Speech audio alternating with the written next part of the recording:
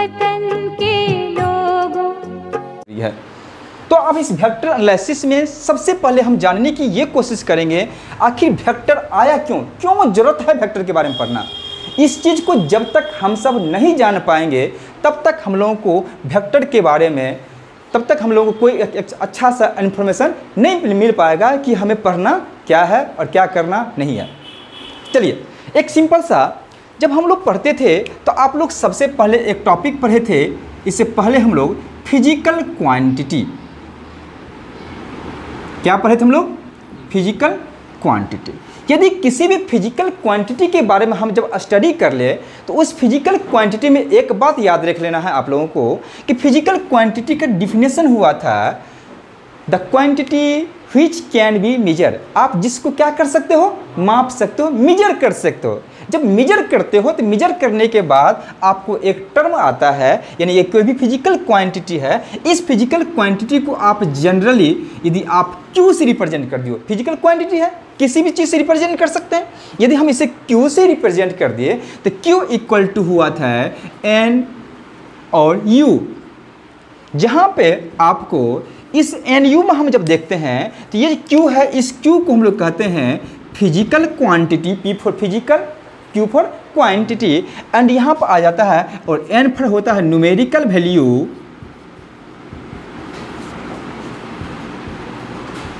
और you for होता है यूनिट।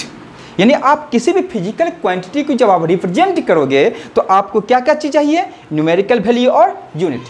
फॉर एग्जांपल हम एक मास की बात करते हैं, एक सिंपल सी मास की बात कर लिया जाए कि मास, तो मास की जब बात कर लेते हैं तो मास में हम कह देते हैं 10 kg। ठीक है, किसकी बात की है? 10 kg। जब आप 10 kg की बात करते हैं तो ये जो 10 है आपको एक न्यूमेरिकल वैल्यू को रिप्रेजेंट करता है, जबकि kg क्या है? इस मास के यूनिट को रिप्रेजेंट करता है। इसका मतलब है 10 kg मात्र लिख देने से आपको मास का वैल्यू पता चल जाता है कि मास कितनी है? 10 kg है। कितनी kg है? 10 kg है। ये यहाँ तक समझ आ रही है।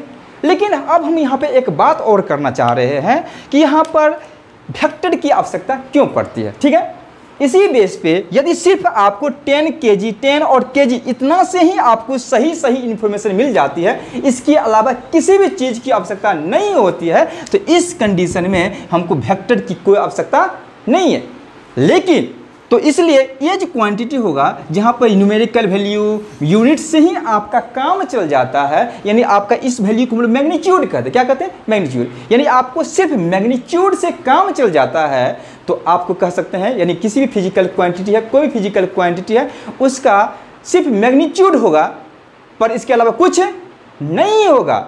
सिर्फ मैग्नीट्यूड से ही उसका सारा का सारा इंफॉर्मेशन मिल जाता है। तो ऐसे क्वांटिटी को हम लोग कहते हैं स्केलर क्वांटिटी। कौन सी क्वांटिटी कहते हैं? स्केलर क्वांटिटी कहते हैं। बट अब फिर वेक्टर की आवश्यकता क्यों पड़ी? तो पहले हम लोग एक जान लेते हैं कि स्केलर क्वांटिटी क्या है, फिर उसके बाद जानेंगे कि वेक्टर की आवश्यकता क्यों होती है। तो आज का जो पहला टॉपिक होगा हम लोग देखेंगे, और वो क्या है? कौन सा टॉपिक होगा? Scalar quantity. तो आप लोग लिखेंगे scalar quantity.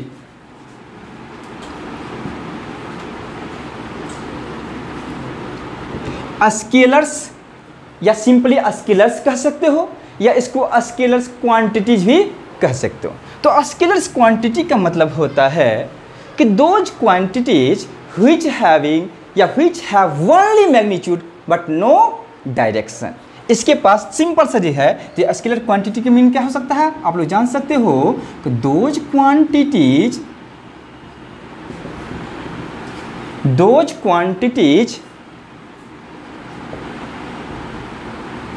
which have only magnitude but no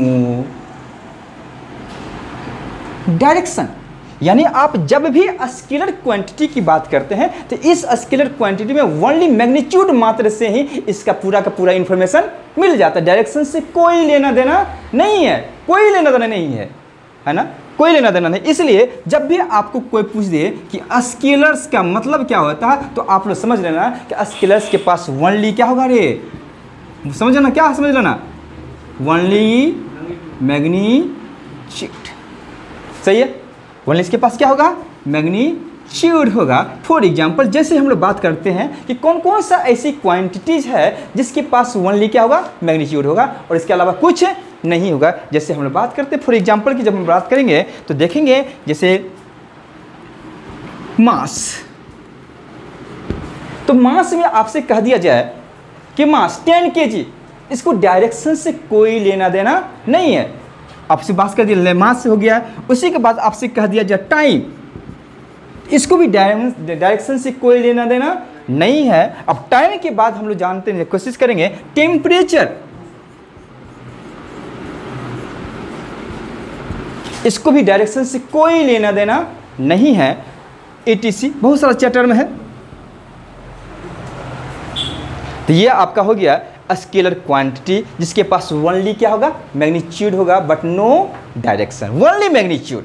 लेकिन आप क्या है एक चीज़ इसमें टर्म जानेंगे कि यदि कोई भी स्केलर क्वांटिटी है, उस स्केलर क्वांटिटी के बारे में जब हम सब बात करते हैं तो आपको दिमाग में एक ही चीज़ आना चाहिए और वो सिर्फ क्या होगा, कौन सा चीज़ आना चाहिए, मैग्नीट्यूड आएगा। उसमें डायरेक्शन से कोई लेना देना नहीं है। इसलिए जितने भी मैग्नीट्यूड, ओनली मैग्नीट्यूड वाली क्वांटिटी हो गए, यानी ओनली मैग्नीट्यूड वाली क्वांटिटी को कौन सा क्वांटिटी कहेंगे, स्केलर क्वांटिटी कहेंगे। इसलिए जितनी भी स्केलर क्वांटिटी होगा, इस क्वांटिटी को आप सिंपल अलजेब्रिक मेथड से आप क्या कर सकते हो, ऐड कर सकते हो। जैसे है ना, तो आप कह सकते क्या कर सकते हो कि स्केलर जो क्वांटिटी होगा, scalars can B added by simple algebraic method।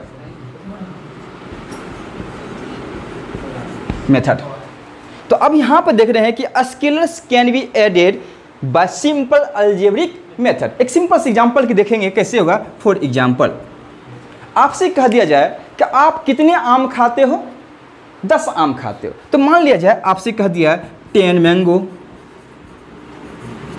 ठीक है। मैंगो यहाँ पे क्या यूनिट हो गया और 10 क्या हो गया, एक नंबर हो गया, यानी ओनली ये मैग्नीट्यूड को रिप्रेजेंट कर रहा है 10 मैंगो। तो आप 10 मैंगो खाते हो मॉर्निंग में और 10 मैंगो खाते हो, आप क्या खाते हो, मैंगो आपको खाते हो किसमें, नाइट में खाते हो। ये मैंगो खाते हो आप लोग किस में खाते हो, मॉर्निंग में खाते हो, और ये कितने में खाते हो, नाइट में खाते हो। इट मीन्स आप टोटल कितने मैंगो खाते हो एक दिन में, तो ये टोटल कितने खाते हो, तो आप लोग करेंगे कितना मैंगो, 20 मैंगो। तो आप देखो यहाँ पर ये जो था कि इस कंडीशन में हम लोग देखते हैं कि जो 10 मैंगो है ये रिप्रेजेंट करता है एक स्केलर क्वांटिटी को, चाहे मॉर्निंग में खाओ या नाइट में खाओ। और यदि टोटल कर दिया जाए सिंपल अलजेब्रिक मेथड से 10 mango plus 10 mango equal to क्या होगा, 20 मैंगो। ये आप सिंपल अलजेब्रिक मेथड से इसे क्या कर सकते हो, ऐड कर सकते हो, ठीक है। तो आपको पता होना चाहिए कि जितना भी स्केलर क्वांटिटी होगा, ऑल स्केलर क्वांटिटीज आर क्या होगा, added by simple algebraic method. और स्केलर क्वांटिटी के पास क्या होगा, सिर्फ क्या होगा, मैग्नीट्यूड होगा, ओनली मैग्नीट्यूड, नो डायरेक्शन, ठीक है। ये था मेरा स्केलर क्वांटिटी। बट इसके अलावा जब हम आगे की ओर बात करते हैं तो वहाँ पे एक टर्म आ जाता है वेक्टर। अब यहाँ पर इसके बाद जहाँ पर सिर्फ इसको सिंपल अलजेब्रिक मेथड से तो ऐड कर दिए, लेकिन इसके बाद एक टर्म आ जाता है, वहीं पर एक टर्म यूज होगा वेक्टर, और वेक्टर का इंट्रोडक्शन हो जाएगा कहाँ पे, इस चीज़ के, यानी आप जो बताने वाले हैं उसका जो आपका रिजल्ट होगा या उसका जो आंसर होगा, वही आंसर आपको किसको इंट्रोड्यूस करेगा, वेक्टर को इंट्रोड्यूस करेगा। तो इसके लिए एक सिंपल सा एग्जांपल हम देना चाह रहे हैं कि क्या है वेक्टर। तो इस वेक्टर के लिए चलिए देखिए, इसको मिटा दूं। तो चलिए हम लोग बात करेंगे, जब वेक्टर के बारे में बात करना चाहेंगे तो इसका इंट्रोडक्शन देने के लिए, यानी कहाँ से क्यों वेक्टर पढ़ने की आवश्यकता पड़ी है, इसके लिए अब हम लोग एक सिंपल सा एग्जाम्पल देंगे और इस एग्जाम्पल के बेस पे हम लोग देखेंगे कि क्या होगा वेक्टर। सपोज करो कि एक आदमी है, ठीक है, वो बहुत गरीब है और उसका जो दोस्त है वो बहुत ही ज़्यादा क्या है, अमीर है। एक गरीब दोस्त है और क्या है, एक अमीर दोस्त है, ठीक है। अचानक सा कि गरीब दोस्त रास्ता से गुजर रहा होता है तो देख रहा होता है कि उसका अमीर दोस्त एक्सीडेंट कर गया है। क्या कर गया है, एक्सीडेंट कर गया है। तो जो ही वो गरीब दोस्त अमीर दोस्त के पास जाता है तो वो देखता है कि यह अब मरने के कंडीशन में है, तो अमीर दोस्त मरने के कंडीशन में अपने गरीब दोस्त से ये कह रहा होता है कि मैंने पूरा जिंदगी सिर्फ धन दौलत और पैसे कमाने के लिए ही लगा दिया और मेरा सारा का सारा धन आपके घर के बगल में जो पीपल का वृक्ष है उस पीपल के वृक्ष से 10 मीटर पे गड्ढा में रखे हुए हैं। इतना सुनता नहीं है कि गरीब दोस्त ये सोच लेता है कि हमको क्या है, अब तो हमको खजाना मिल गया है, अब इसको वो इलाज कराने से कोई फायदा नहीं। उसको क्या करता है, मारने लगता, कहता रुको, कहता नहीं अब रुकना नहीं है, कुछ और बताना चाह रहा है। वो क्या बताना चाह रहा है, कुछ और बताना चाह रहा है, लेकिन वो कहता रुको, क्या कहता है, रुको। तो रुकने से पहले इसको क्या करता है, मार देता है और भागता है कहाँ पे, उस पीपल के वृक्ष के पास। तो आप बताओ कि मान लेते हो जो ही भागता है तो वहाँ पे एक पीपल का वृक्ष यहाँ पर है, ठीक है, इस वृक्ष के पास वो आ जाता है।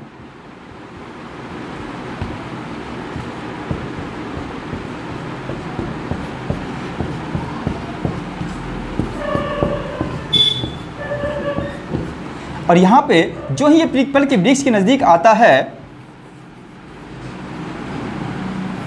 ये पीपल के वृक्ष के नज़दीक आ गया, और जो ही इस पीपल के वृक्ष के नज़दीक आता है तो वो कहता है कि इस पीपल के वृक्ष के नज़दीक 10 मीटर के दूरी पर क्या है, क्या है, खजाना है।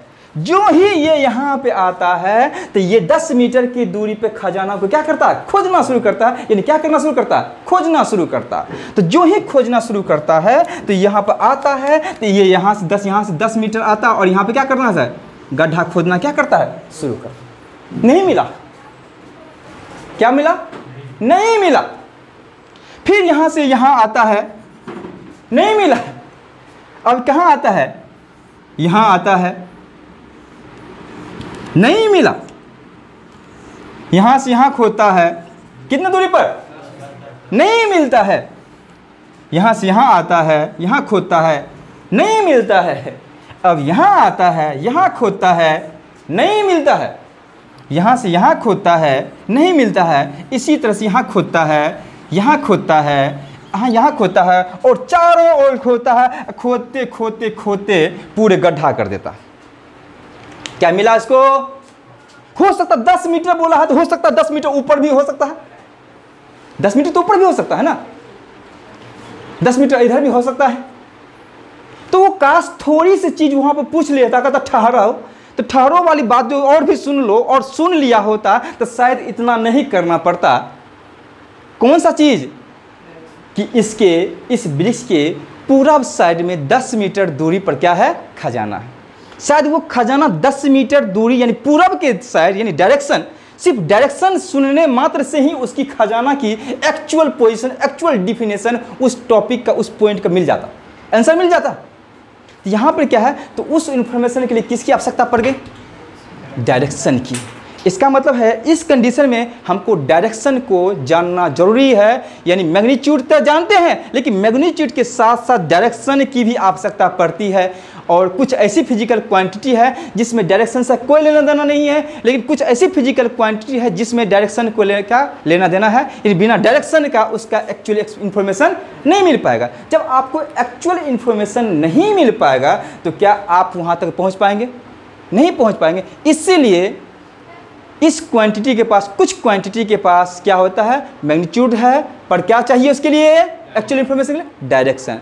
तो जिस फिजिकल क्वांटिटी के एक्चुअल इन्फॉर्मेशन के लिए मैग्नीट्यूड के साथ साथ डायरेक्शन की भी आवश्यकता होती है, उसी के लिए एक टर्म यूज कर दिया है, उस क्वांटिटी के लिए एक टर्म यूज कर दिया है, और वो टर्म क्या है, वेक्टर। तब इस वेक्टर को कहेंगे कि those quantities which have magnitude as well as direction. यानी इसके पास मैग्नीट्यूड भी होगा और क्या होगा, डायरेक्शन भी होगा। तो जब मैग्नीट्यूड भी हो, डायरेक्शन भी हो, तो जिस क्वांटिटी के पास मैग्नीट्यूड के साथ साथ डायरेक्शन हो, उस क्वांटिटी को हम लोग क्या कहेंगे, वेक्टर क्वांटिटी। कोई दिक्कत, तो अब लोग लिखेंगे जाके। अब यहाँ पर समझ गए होंगे कि डायरेक्शन की क्यों आवश्यकता पड़ती है। एक अनदर एग्जाम्पल देखिए और समझाना चाहेंगे। देखिए एक एग्जांपल देके और समझाना चाहते हैं, देखिए आप लोग क्या कहना चाहेंगे।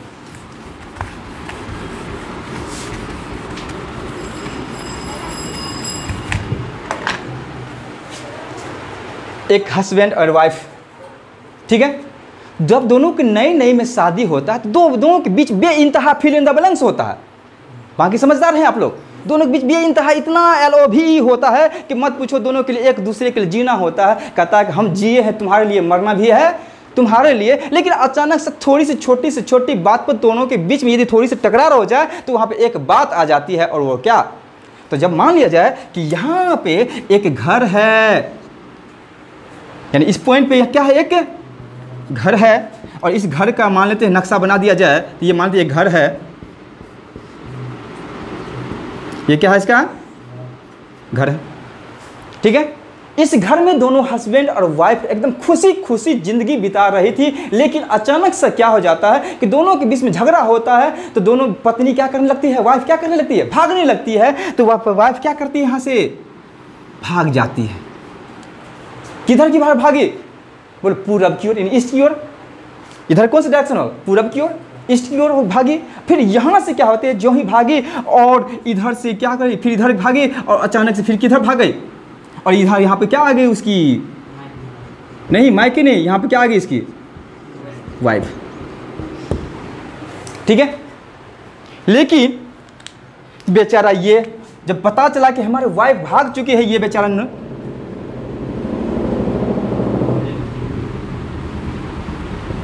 इसको पता चलता है कि मेरी वाइफ क्या हो गई है, भाग गई है। तो अब इससे पूछता है, प्रोसेस से पूछता है कि कभी मेरे वाइफ को भागते हुए देखे भी हैं। तो उन्होंने कहता है, भागते हुए देखे हैं कि हाँ 1 किलोमीटर गई होगी अभी भाग के, तुरंत गई है, भागते देखे हैं 1 किलोमीटर गई होगी भाग के। बता दीजिए कितना किलोमीटर गई होगी, 1 किलोमीटर। अब ये बेचारा कंफ्यूज, किधर भागे, इधर भागे 1 किलोमीटर खोजने के लिए, इधर भागे 1 किलोमीटर खोजने के लिए, इधर भागे 1 किलोमीटर खोजने के लिए, इधर किधर भागे, क्या कहीं भी भाग जाए क्या इसको वाइफ मिलेगी। लेकिन वाइफ तब मिलेगी जब इसको एक्चुअल पता तो चल गया 10 किलोमीटर किधर, मतलब 10 किलोमीटर तो पता चल गया 10 किलोमीटर पर गई होगी।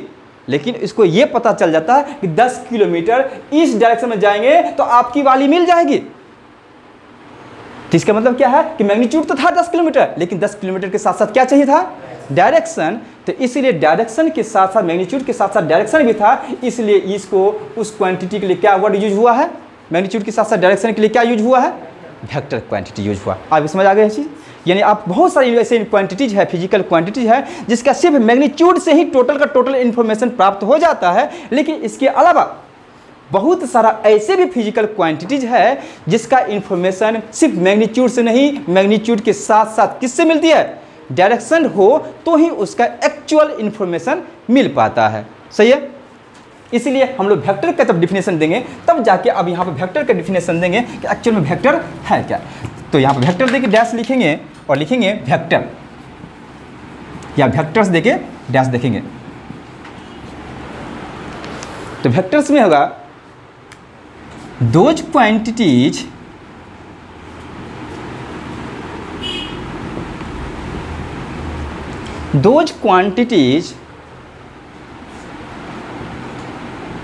which have magnitude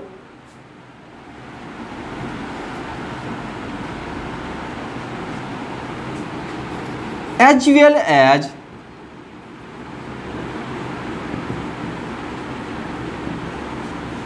direction are called vectors. तो आपको पता चल गया होगा कि जब भी हम वेक्टर की बात करते हैं तो इस वेक्टर के पास क्या क्या होगा, तो इसके पास क्या क्या होगा, वेक्टर की बात होगा इसके पास हो सकता है मैग्नीट्यूड, और ये क्या होगा उसके बाद एंड क्या होगा रे, डायरेक्शन। दोनों चीज होगा, मैग्नीट्यूड भी होगा और डायरेक्शन भी होगा। यानी मैग्नीट्यूड के साथ साथ क्या होगा, डायरेक्शन भी होगा। यानी बिना डायरेक्शन का आप वेक्टर के बारे में कभी भी इमेजिन नहीं कर सकते हैं। यानी वेक्टर के लिए क्या होना जरूरी है, direction. No direction no information about vector. आपको वेक्टर का कोई इन्फॉर्मेशन नहीं लेना। लेकिन डायरेक्शन को हटा दो, ओनली मैग्नीट्यूड। मैग्नीट्यूड मतलब क्या समझ रहे हो? Scalar quantity. इसका मतलब है आप यदि किसी वेक्टर क्वांटिटी के पास मैग्नीट्यूड भी है, डायरेक्शन भी है, आप डायरेक्शन को हटा दो तो ओनली क्या बचेगा? इसका मतलब है ये वेक्टर मैग्नीट्यूड ओनली इस वेक्टर की मैग्नीट्यूड को कंसीडर करते हैं। इसका मतलब है इस वेक्टर का जो मैग्नीट्यूड को कंसीडर जब करेंगे, इस वेक्टर को वेक्टर के रूप में कंसीडर ना करके किसके रूप में कंसीडर करेंगे? स्केलर के रूप में। इसका मतलब इस वेक्टर का जो फीलिंग लेंगे किसके रूप में लेंगे? स्केलर के रूप में फीलिंग लेंगे। देखो कैसे फीलिंग लेते हैं, यानी क्या है, इस वेक्टर के मात्र डायरेक्शन मात्र हटा देने से वेक्टर का फीलिंग किसके रूप में होता है? जैसे कैसे कई दफ़ा कोई लड़का होता है, वो लड़का क्या करता है, अपने वाइफ से बेइंतहा जब प्यार कर रहा होता है, कहता है कि तुम मेरी क्या हो? पुलिस इंस्पेक्टर हो, तुम मेरी क्या हो? लॉयर हो, तुम मेरी क्या हो? नर्स हो, तुम मेरी क्या हो? एयर होस्टेस हो। तो कह देने से हो जाएगी? तो वो क्या करने लगता है, इसका फीलिंग लेने लगता है। कैसे? तो जब उसको एयर होस्टेस का फीलिंग लेना होता है तो अपनी वाइफ को कहता है कि तुम्हारा जो हस्बैंड आ रहा है एयर होस्टेस के पास, तो वो एयर होस्टेस का क्या पहन लेती है? ड्रेस पहन लेती है। तो अपने वाइफ को किसका फीलिंग लेता है? एयर होस्टेस का, है ना। लॉयर का कला कोट पहन लेती है, इसका मतलब किसका फीलिंग देगा हस्बैंड को? लॉयर का। नहीं समझ रहे हो ना? इसी तरह से आपको खाकी वर्दी पहन लेगी तो कहेगा हम पुलिस इंस्पेक्टर का फीलिंग दे रहे हैं। तो क्या पहन के दे रही है ना, तो फीलिंग लेना है। यदि वेक्टर का यदि स्केलर के रूप में फीलिंग लेना है तो डायरेक्शन को हटा दो, किसके रूप में?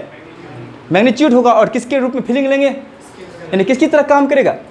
स्केलर की तरह काम करेगा। यहाँ तक कोई दिक्कत? यानी वेक्टर क्वांटिटी के पास क्या होगा, जब वेक्टर करना है तो मैग्नीट्यूड के साथ डायरेक्शन भी होगा। यदि वेक्टर को स्केलर के रूप में फीलिंग लेना है तो डायरेक्शन को हटा देंगे, क्या कर देंगे? मैग्नीट्यूड, यानी स्केलर हो जाएगा। ठीक है, ये था मेरा वेक्टर क्वांटिटी। फॉर एग्जाम्पल, जैसे जब फॉर एग्जाम्पल की बात करेंगे तो इस फॉर एग्जाम्पल होगा, जैसे आप लोग जानते हैं डिस्प्लेसमेंट।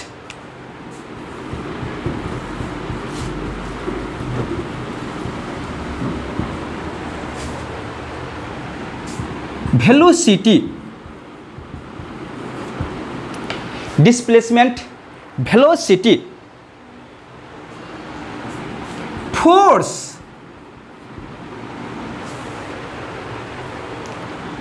एक्सीलरेशन या एक्सीलरेशन,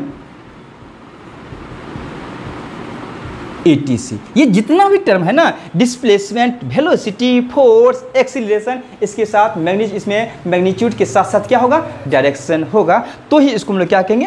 वेक्टर कहेंगे। यदि ये सारे के टर्म के यदि हम सिर्फ मैग्नीट्यूड को कंसीडर कर लिया जाए, सिर्फ मैग्नीट्यूड को लेंगे तो उसको कैसे कंसीडर करेंगे? स्केलर। लेकिन जब डायरेक्शन को कंसीडर करना है, डायरेक्शन लेंगे तो किसमें? वेक्टर के रूप में कंसीडर करना है, तो किसको कंसीडर करना होगा? डायरेक्शन को भी कंसीडर करना ही होगा। यहाँ तो सही है। लेकिन अब हम लोग जानते हैं यहाँ तक वेक्टर का चले गए कि वेक्टर क्या है, कि वेक्टर के पास क्या होगा? मैग्नीट्यूड होगा, डायरेक्शन होगा। इसके जैसे मैं फॉर एग्जांपल का डिस्प्लेसमेंट, वेक्टर, फोर्स और एक्सीलरेशन। ठीक है, तो अब हम ये देखेंगे, एक चीज़ है कि सबसे बड़ी चीज़ है कि आपको एक क्वेश्चन आ रहा है, अभी हम जस्ट बताए थे कि किसी भी वेक्टर के लिए मैग्नीट्यूड होगा और डायरेक्शन होना जरूरी है। मैग्नीट्यूड के साथ साथ डायरेक्शन हो तो वो वेक्टर होगा। लेकिन ये जो अवधारणा है हमारी गलत हो सकती है। ये अवधारणा हमारी क्या हो सकती है? गलत हो सकती है। क्यों गलत हो सकती है? जरूरी नहीं है कि जिसके पास डायरेक्शन मैग्नीट्यूड के साथ साथ डायरेक्शन हो वो वेक्टर होगा ही होगा। इस वेक्टर होने के लिए एक अलग सी क्राइटेरिया है, एक अलग सा टर्म आता है जो फॉलो करना जरूरी है ना। तो आप लिखिए, यहाँ पे एक टर्म लिखते हैं जो यूज होगा। देखिए, फॉर वेक्टर,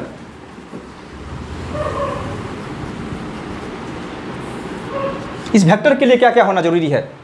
ठीक है, इस वेक्टर के लिए क्या क्या होना जरूरी है? पहला चीज जो होगा हमको वो चाहिए मैग्नीट्यूड,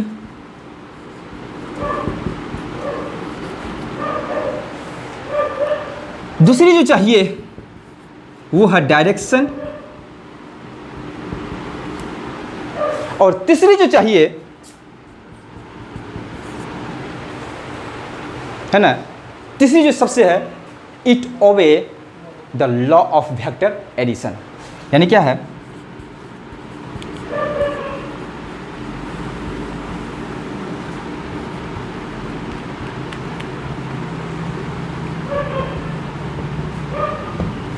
आपको बता दें, यदि किसी फिजिकल क्वांटिटी के पास मैग्नीट्यूड हो, डायरेक्शन हो, ये दोनों होने के बावजूद भी वो वेक्टर नहीं हो सकता जब तक कि वो वेक्टर लॉ ऑफ है addition, law of vector addition या वेक्टर लॉ ऑफ एडिशन को क्या करे, फॉलो ना करे। यदि जो भी है जिसके पास मैग्नीट्यूड भी है, डायरेक्शन भी है, लेकिन इस लॉ को नहीं, वेक्टर लॉ ऑफ एडिशन को फॉलो नहीं करता है, तो वो वेक्टर नहीं हो सकता है। इसके लिए सबसे जो वेक्टर के लिए जो सबसे इंपॉर्टेंट है वो सबसे इंपॉर्टेंट कंडीशन क्या है, ये वाला है, और इसको हम क्या कहेंगे, इंपॉर्टेंट कंडीशन है। सबसे इंपॉर्टेंट कंडीशन होगा वेक्टर होने के लिए वो क्या होना चाहिए, वेक्टर लॉ ऑफ एडिशन को क्या करनी चाहिए, फॉलो करनी चाहिए। जब तक वो फॉलो नहीं करेगा ये वेक्टर नहीं होगा। जैसे फॉर एग्जांपल की बात करते हैं, इसके लिए इसको समझाने के लिए हम बात करना चाहते हैं। जैसे फॉर एग्जांपल करंट,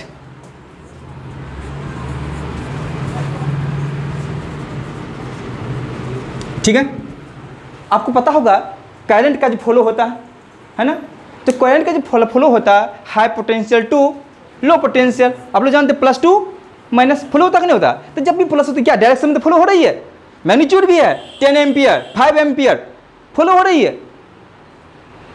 क्या ये वेक्टर लॉ ऑफ एडिशन को फॉलो करती है, सिंपल या सिंपल अलजेब्रिक मेथड को? हमको बताया था आपको किसी भी स्केलर क्वांटिटी को ही सिंपल अलजेब्रिक मेथड से जोड़ सकते हैं, वेक्टर क्वांटिटी को नहीं। यदि आप वेक्टर क्वांटिटी को जोड़ना है तो किस मेथड से जोड़ सकते हैं, लॉ ऑफ वेक्टर एडिशन से। इस लॉ को फॉलो करना जरूरी है। यदि वो इस लॉ इसको फॉलो नहीं करता है, सिंपल अलजेब्रिक मेथड को फॉलो करता है, तो वो क्या होगा, स्केलर होगा, वेक्टर नहीं होगा। जैसे बात करते हैं करंट में, देखो अब बात करते हैं इस करंट में, मान लिया जाए एक वायर यहाँ से जा रही है, ठीक है, और एक वायर इधर से जा रही है। इस वायर से करंट फ्लो हो रहा है, इस वायर से भी करंट फ्लो हो रहा है। इस वायर से जो करंट फ्लो हो रहा है I1, और I1 इक्वल टू हो रहा है 2 एम्पियर, सही है।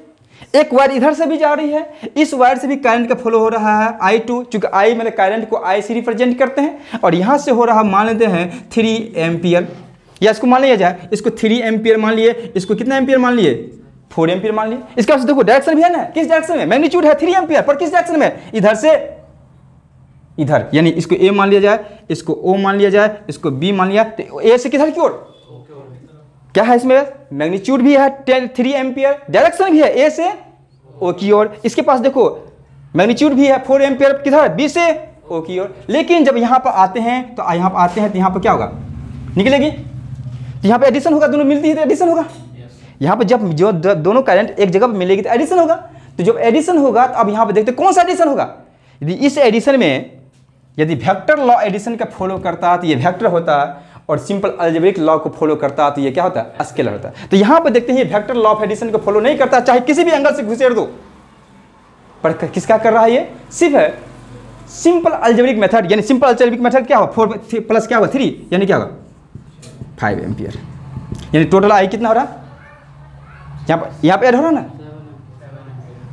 4 थी कितना होगा, सॉरी 7 एम्पियर। यानी यहाँ पर क्या है, सिंपल अलजेब्रिक मेथड्स का फॉलो कर रहा है, वेक्टर लॉ को फॉलो नहीं कर रहा है। इसलिए करंट के पास मैग्नीट्यूड भी है, डायरेक्शन भी है, इसके बावजूद भी ये क्या है, एक स्केलर क्वांटिटी है, क्योंकि ये वेक्टर लॉ ऑफ एडिशन को फॉलो नहीं करता। आगे समझें, तो आपको याद रखिएगा वेक्टर होने के लिए जरूरी नहीं है कि मैग्नीट्यूड और डायरेक्शन होने से वो वेक्टर होगा, बशर्ते वो वेक्टर तब होगा इस दोनों के बावजूद, यानी मैग्नीट्यूड और डायरेक्शन के बावजूद भी वो जब तक वो लॉ ऑफ वेक्टर एडिशन को फॉलो नहीं करेगा तब तक वो वेक्टर नहीं होगा। जैसे इलेक्ट्रिक करंट वो फॉलो नहीं कर रहा था, इसलिए वो वेक्टर नहीं है, ठीक है। लेकिन अब हम लोग चले जाते हैं कि एक वेक्टर के लिए क्या हो जाता है, वो सिंपल अलजेब्रिक मेथड को समझना है, वो कैसा होता है सिंपल अलजेब्रिक मेथड, ठीक है। तो जैसे वो इसको इस एग्जाम्पल को समझने के लिए हम ऐसा बात कर लेते हैं। देखिए इसका वैल्यू चेंज होगा। मान लिया जाए एक बच्चा है, और ये बच्चा अपने घर से, अपना घर है, और इस घर से इस डायरेक्शन में 4 मीटर जाता है। इन 4 किलोमीटर की बात करते हैं, किलोमीटर 4 किलोमीटर जाता है, किस डायरेक्शन में, ईस्ट डायरेक्शन में, ठीक है। फिर इधर से वो 3 किलोमीटर रिटर्न हो जाता है। अब बताओ इसका डिस्प्लेसमेंट कितना होगा, तो ऐड करेंगे, क्या करेंगे यहाँ पे ऐड, क्योंकि ये वेक्टर है, जो डायरेक्शन किस डायरेक्शन में जा रहा है, किस डायरेक्शन में, ईस्ट में, आ रहा है किस में, वेस्ट में, डायरेक्शन है। इसका मतलब इसका डिस्प्लेसमेंट निकालेंगे, तो डिस्प्लेसमेंट को यदि डी से रिप्रेजेंट कर दिया जाए तो डिस्प्लेसमेंट क्या होगा, 4 किलोमीटर प्लस क्या होगा 3 किलोमीटर हो जाएगा। देखो वेक्टर लगा दिए हैं, अभी वेक्टर कैसे रिप्रेजेंट करेंगे बताया नहीं है। यहाँ पे क्या है 4 किलोमीटर प्लस 3 किलोमीटर। जब इसका आंसर देखेंगे तो d बराबर ये डायरेक्टली यदि डिस्टेंस लिखेंगे तो d इक्वल टू निकलेगा 1 किलोमीटर निकलेगा। बताओ, लेकिन यदि हम 10 आम को खाते हैं पूरब की दिशा में या 4 आम खाते हैं पूरब की दिशा में और फिर 3 आम खाए जाते हैं पश्चिम की दिशा में, तो कितना आम खाए टोटल? कितना? 7। कभी वो एक हो सकता है? नहीं हो सकता है। चलिए यहां पर देख लिए। अब दूसरा कंडीशन देखते हैं। अब यही लड़का पूरब की दिशा में 4 किलोमीटर चले गया, ठीक है। अब फिर क्या किया? ठीक है, इससे उत्तर की दिशा में 3 किलोमीटर चले गया। अब बताइए इसका डिस्प्लेसमेंट कितना है? कितना होगा? कितना होगा? 5 किलोमीटर। यानी डिस्प्लेसमेंट निकालेंगे तो क्या होगा? यहाँ पर इस कंडीशन में यहाँ पर ये 90 डिग्री है, क्या क्या 4 किलोमीटर वेक्टर प्लस क्या होगा 3 किलोमीटर वेक्टर। अब ये लॉ ऑफ किसका फॉलो करेगा? वेक्टर एडिशन का। जब उसके अनुसार फॉलो करेगा तो डी जो निकालेंगे तो डी मस्ट भी इक्वल टू होगा कितना? 5 किलोमीटर। देखो उसी चीज को जोड़ रहे हैं तो कहीं पे 1, उसी चीज को जोड़ रहे हैं तो कहीं पे 5। बोलो बोलो। फिर देखो अब वही लड़का फिर क्या करता है, यहां से घर है, इस घर से 4 किलोमीटर चला, फिर आगे भी कितना किलोमीटर चलता है? अब बताओ यहाँ पर डिस्प्लेसमेंट कितना हो जाएगा? क्या होगा? 4 किलोमीटर प्लस कितना हो जाएगा? 3 किलोमीटर। यहाँ पर डी निकालेंगे कितना हो जाएगा? अब देखो देखो जोड़ रहे हैं, सिर्फ यहां भी वही कर रहे हैं, यहां भी वही कर रहे हैं और यहां भी वही करते हैं, लेकिन आंसर अलग अलग होता है क्योंकि ये वेक्टर लॉ ऑफ एडिशन। यदि सिंपल अलजेब्रिक मेथड करते तो इसका आंसर सिर्फ क्या होता? लेकिन वेक्टर लॉ ऑफ एडिशन कारण कहीं पे 7, कहीं पे 5, किसी कहीं पे 1, कहीं पे कुछ आ रहा है कि नहीं आ रहा। इसलिए वेक्टर होने के लिए वेक्टर लॉ ऑफ एडिशन को फॉलो करना जरूरी है, ठीक है। ये था आपका वेक्टर। अब अगला जो टॉपिक पढ़ेंगे कि रिप्रेजेंटेशन ऑफ वेक्टर, यानी ग्राफिकल रिप्रेजेंटेशन ऑफ वेक्टर। तो इसको इरेज कर दूं, कोई दिक्कत यहाँ पर? मिटा दूं? चलिए, ये डॉट्स जहां पे कहीं भी हो आप तुरंत पूछें, क्योंकि आपका काम है पूछना और मेरा काम है बताना, और आप पूछ नहीं सकते हैं तो हम बता कैसे सकते हैं। तो अगला टॉपिक है, और जिस टॉपिक के बारे में हम लोग पढ़ेंगे ग्राफिकल रिप्रेजेंटेशन ऑफ वेक्टर। तो हम लिखेंगे, स्टार देंगे और लिखेंगे ग्राफिकल, या इसी को ग्राफिकल भी कह सकते हो या इसी को ज्योमेट्रिकल भी कह सकते हो, ठीक है। ग्राफिकल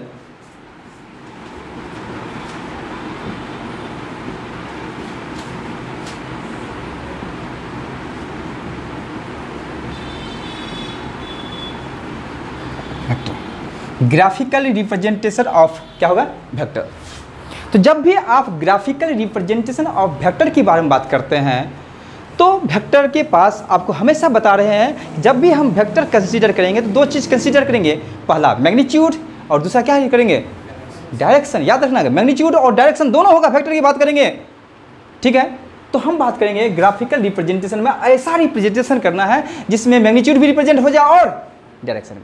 तो जनरली जब हम बात करें तो किसी भी वेक्टर को ग्राफिकल रिप्रेजेंटेशन करने के लिए या ज्योमेट्रिकल रिप्रेजेंटेशन करने के लिए एक स्ट्रेट लाइन सेगमेंट जानते होंगे, एक स्ट्रेट, ऐसा सेगमेंट तो कुछ भी हो सकता है, मानते ये भी सेगमेंट है ना, ठीक है, ये भी सेगमेंट है ये, लेकिन पर कौन सा सेगमेंट होना चाहिए?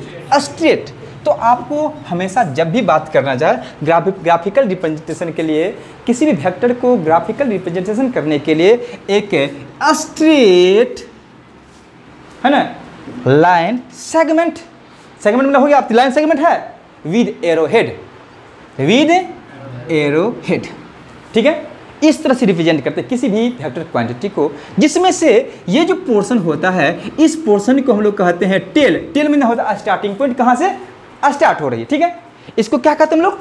टेल। और इसको कहते हैं हेड, यानी कहाँ से कहाँ तक, यानी यहाँ से स्टार्टिंग हो गई और यहाँ पे क्या होगा? खत्म हो जाएगा। यहाँ से यहाँ तक है उसको कहते हैं हेड, ठीक है। Tail and head. और इस टेल और हेड में यदि मान लिया जाए कि ये जो है यदि कोई वेक्टर है, इस वेक्टर की बात की, इस वेक्टर का नाम मान लीजिए ए कोई वेक्टर है, इस वेक्टर ए वेक्टर रिप्रेजेंट करना, किस वेक्टर को रिप्रेजेंट करना? ए। तो इस वेक्टर को रिप्रेजेंट करना है तो यहाँ से लेके यहाँ तक जो लेंथ होगा, लेंथ ऑफ जो लाइन होगा किसका? लाइन सेगमेंट का जो लेंथ ऑफ लाइन होगा, this line always representing the magnitude, और ये हमेशा किसको रिप्रेजेंट करेगा? मैग्नीट्यूड को। मतलब क्या कि जितनी लेंथ लाइन होगा, आप लोग कभी देखे होंगे किसी बोर्ड पर लिखा होगा, सड़क के किनारे जाते होंगे तो वहाँ पर इस तरह से एक पिलर बना होता है, देखोगे, और उस पिलर पर जाएंगे तो वहाँ पर लिखा होता है कि भव्य शाह चौक, और तीर मार दिया, क्या मार दिया?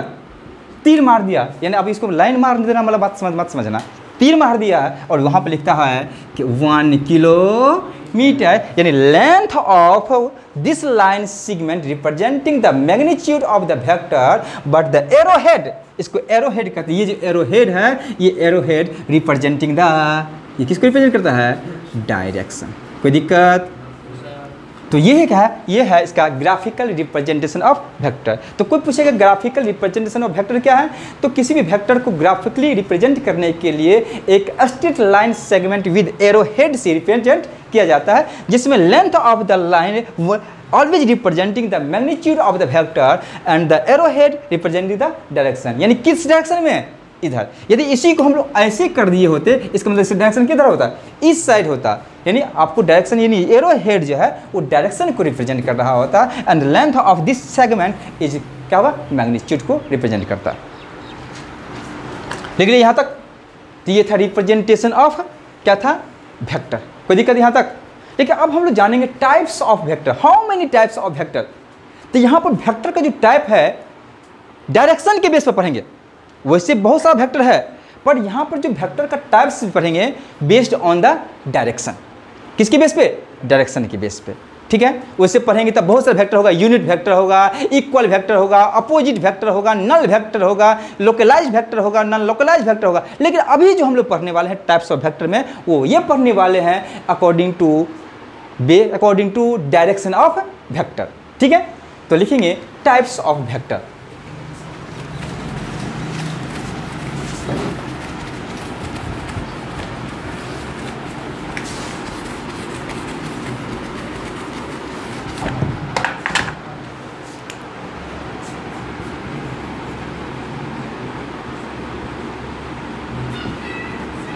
टाइप्स ऑफ वेक्टर किसके बेस पे?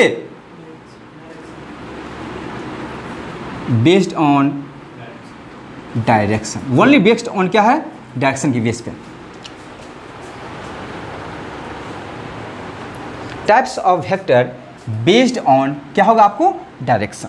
तो हम किस डायरेक्शन में होगा? कई दफा आप लोग देखे होंगे, तिरछी निगाहें देखे हो, देख कहीं और रहते हो, आंख कहीं और होता है, नजर कहीं और होता है। यहाँ पर ऐसी भी बात कई दफ़ा करेंगे, ठीक है। देखते हो नहीं, कहीं क्रिकेट खेलते हैं, जब भी हम भी क्रिकेट खेल रहे होते हैं ना, तो जब हम थ्रो करते हैं कई दफ़ा, तो देखेंगे उधर मारेंगे थ्रो, फटाक उधर पर चले गया। इसका मतलब नज़र कहीं और है और जा कहीं और रहा है। समझ रहे चीज़? तो यहाँ पर इन सारी चीज़ को देखना होगा, क्योंकि ये डायरेक्शन को देखना होगा। तो इस डायरेक्शन के बेस पे जब किसी भी वेक्टर क्वांटिटी को हम फॉलो के बारे में जानना चाहेंगे, तो basically there are 2 types of vector. कितना होगा? 2 टाइप्स ऑफ वेक्टर होगा। और फर्स्ट वेक्टर होगा जिसका नाम होगा पोलर वेक्टर,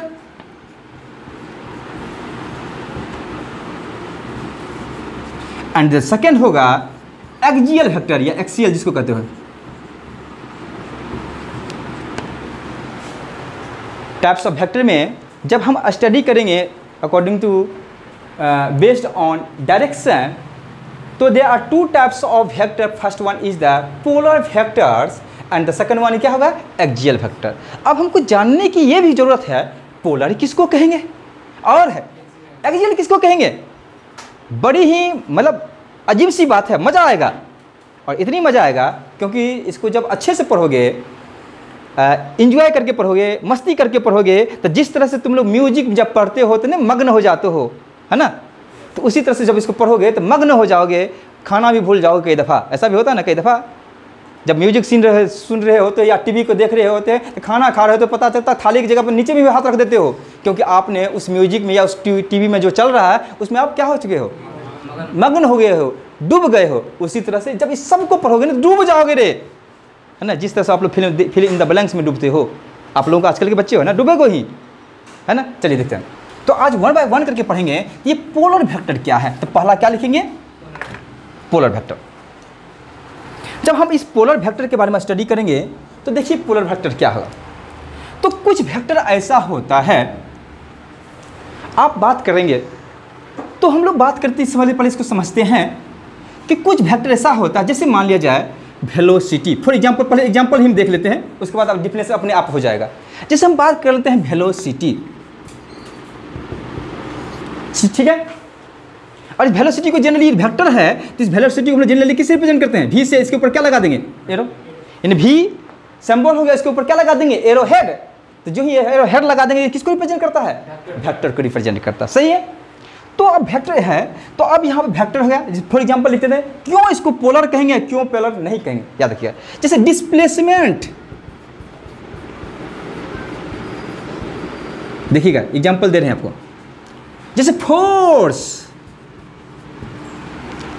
ये पोलर वेक्टर का एग्जांपल है। तो पर समझते हैं, आप वेलोसिटी की बात करते हैं तो मान लिया जाए कोई एक ट्रैक है, रास्ता है, और इस रास्ता पर एक क्या है, एक बॉल है या गेंद है या फुटबॉल है, जो कुछ समझना है, जो समझ में आ जाए वही समझ लेना, ठीक है।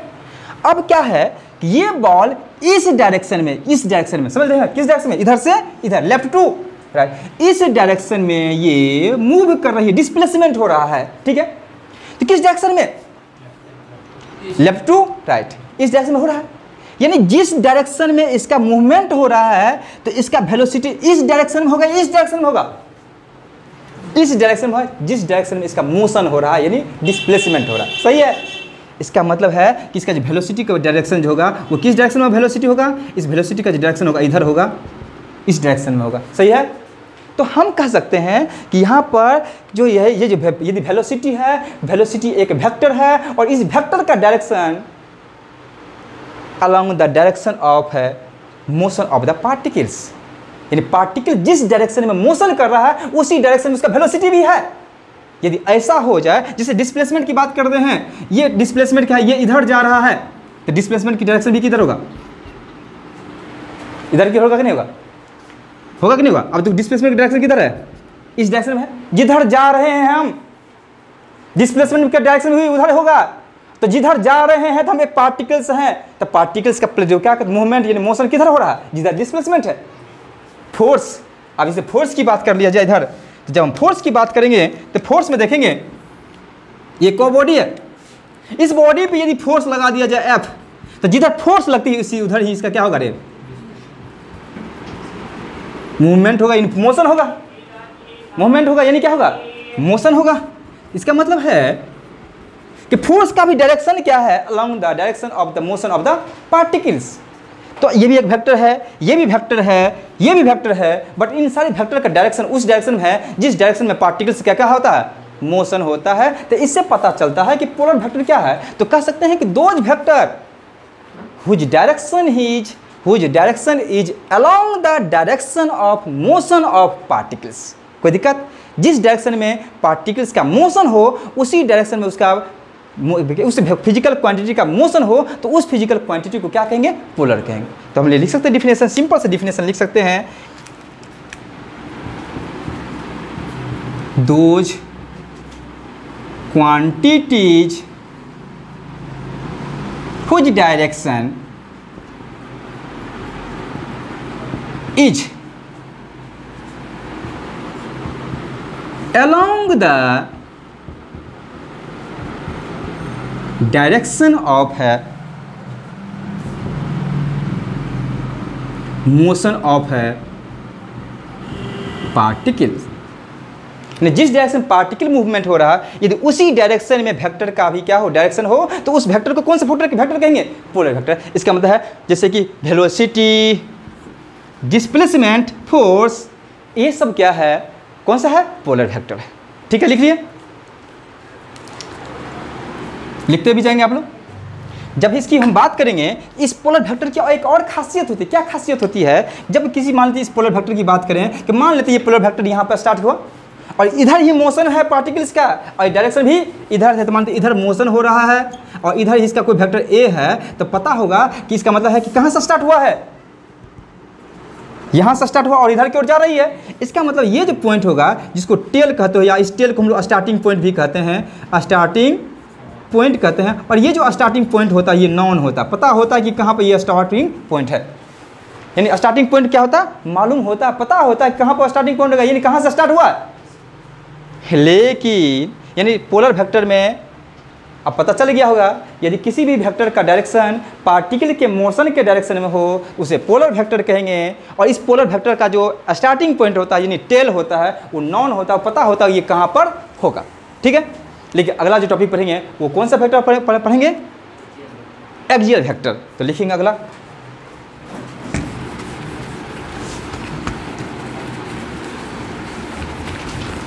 और ये भी मजेदार टॉपिक है।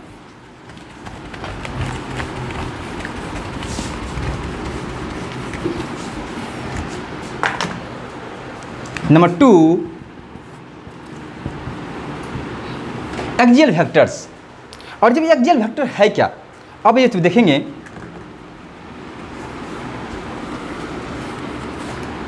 तो देखिए क्या होगा ये एक्सियल वेक्टर को, इसको समझने के लिए देखेंगे। क्या आपने कभी बचपन में एक खेल खोले होंगे, एक खिलौना मिला होगा, और उस खिलौना में देखे होंगे एक ट्विस्टेड वायर होता है, उस वायर में ऐसा पंखी लगा होता है जिसको ऐसे करते हैं तो घूमने लगता है। ठीक है, देखे होंगे वो। यदि उसको नहीं देखे हैं तो दूसरा चीज़ देख लीजिए। क्या आप नट एंड बोल्ट देखे हैं, देखे हैं? नट एंड बोल्ट को आप घुमाओ, घुमाते हैं ना। जब नट एंड बोल्ट को कैसे घुमा रहे हैं, पार्टिकल कैसे मूवमेंट हो रहा है, सर्कुलर फोर्स है, लेकिन बढ़ता किधर है, ऊपर अलोंग द एक्सिस। देखोगे ना, देखो या नहीं तो आप किसी पेन के नट बोल्ट वाला कोई पेन है, लाओ तो, थ्रेडेड पेन नहीं है, लाओ फेंको, फेंक दो। देखो एक पेन है, इस पेन की बात किया जाए तो इस पेन में देखना है कि हम इसको खोलेंगे, ये रोटेशन कर रहे हैं इसको, यहाँ पे क्या ये है, इसको क्या करते हैं यहाँ पे लगाए और लगाते हैं ना, इसको घुमा, देखो मूवमेंट किधर हो रहा है, सर्कुलर पाथ पे मूवमेंट, हाथ का इन पार्टिकल्स का मूवमेंट क्या हो रहा है, सर्कुलर पाथ पे। लेकिन ये पूरे का ये जो पूरे सिस्टम है उसका मूवमेंट किधर है, ऊपर की ओर या नीचे की ओर। यानी ऐसे खोलेंगे तो नीचे होगा और ऐसे घुमाएंगे तो ऊपर होगा। तो ये क्या होगा, डिस्प्लेसमेंट कहीं और हो रहा है, अब मोशन कहीं और, डिस्प्लेसमेंट कहीं और। तो यहाँ पे देख लेंगे, एक चीज़ को देखेंगे और इस चीज़ को समझने के लिए हम यहाँ पर करेंगे क्या, यदि मान लिया जाए कि कोई एक क्या है कि एक